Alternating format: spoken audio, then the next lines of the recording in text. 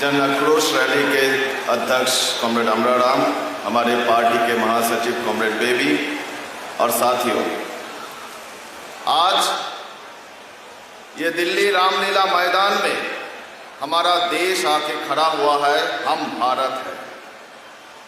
हम जो बिहार झारखंड से लेके महाराष्ट्र गुजरात तक, जम्मू कश्मीर से लेके मध्य प्रदेश छत्तीसगढ़ तक अलग अलग भाषा, अलग अलग बोली, अलग अलग धर्म जत्थे लेके हम चले और लाल झंडा लेके चले और दिल्ली में पहुंचे। हम है भारत और हमने आज दिल्ली को लाल बनाया।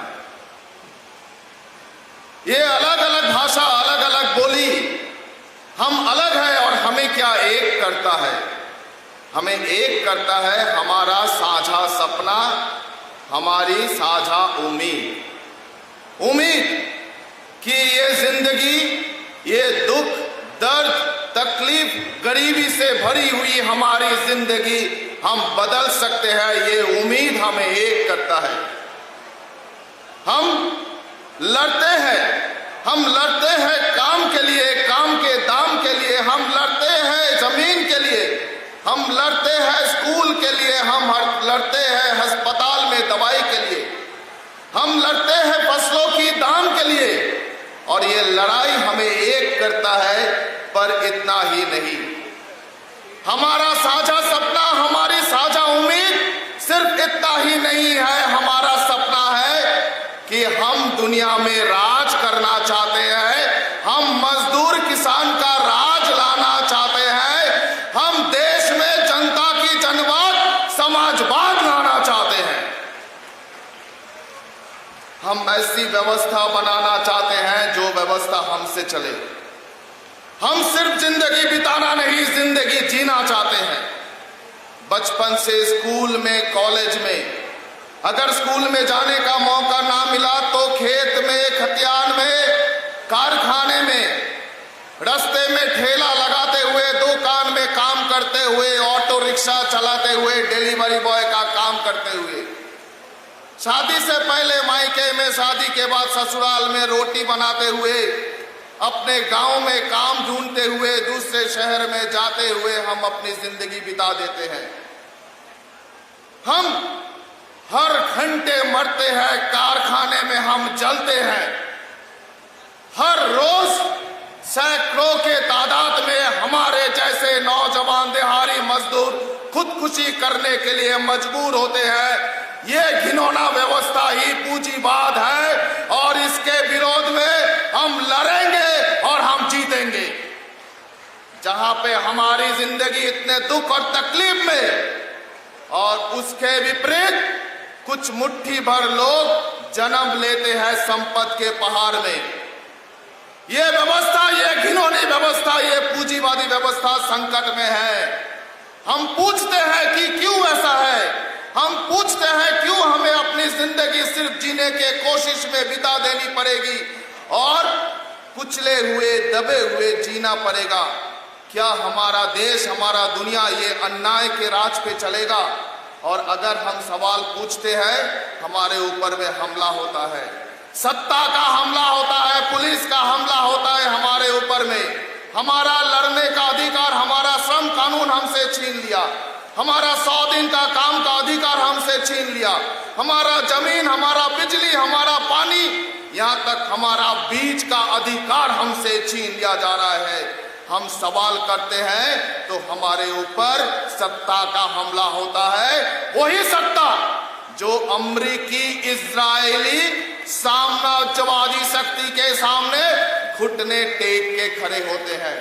वो खूनी अमेरिका, इजराइल जो फिलिस्तीन में 80,000 से ज्यादा लोगों को बम गिरा के मार दिया।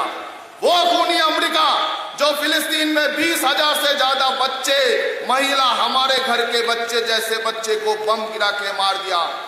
वो अमेरिकी साम्राज्यवाद जो हमारे सत्ता को कान पकड़ के बोलते हैं कब तेल खरीदना है, किससे तेल खरीदना है। और हमारे देश के मजदूर, हमारे प्रवासी मजदूर महाराष्ट्र से, गुजरात से सिलेंडर ना मिलने के कारण से अभी लौट के बिहार में, उत्तर प्रदेश में लौट के आ रहे हैं।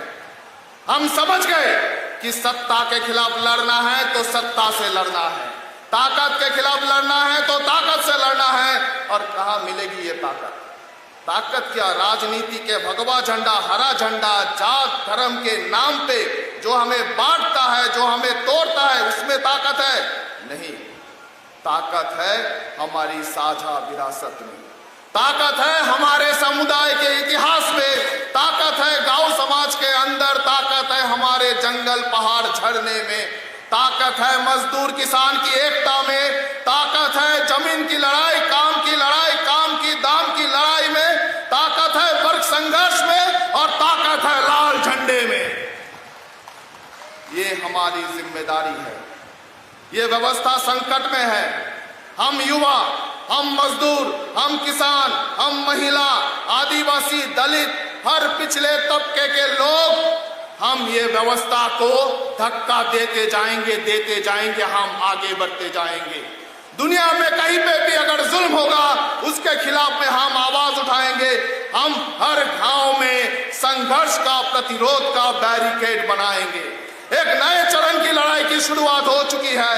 12 फरवरी के हड़ताल पूरे दुनिया को हमने दिखा दिया कि मजदूर वर्ग, किसान वर्ग का ताकत क्या है। और वो हड़ताल के बाद जो चिंगारी जली बरौनी की रिफाइनरी से पानीपत की, वो पूरा देश में आग लगा रहा है। पिछले 1.5 महीने में 19 बड़े रिफाइनरी कारखाने में संघर्षशील जुझारू हड़ताल हुए हैं। हम और 1 इंच भी पीछे नहीं जाएंगे।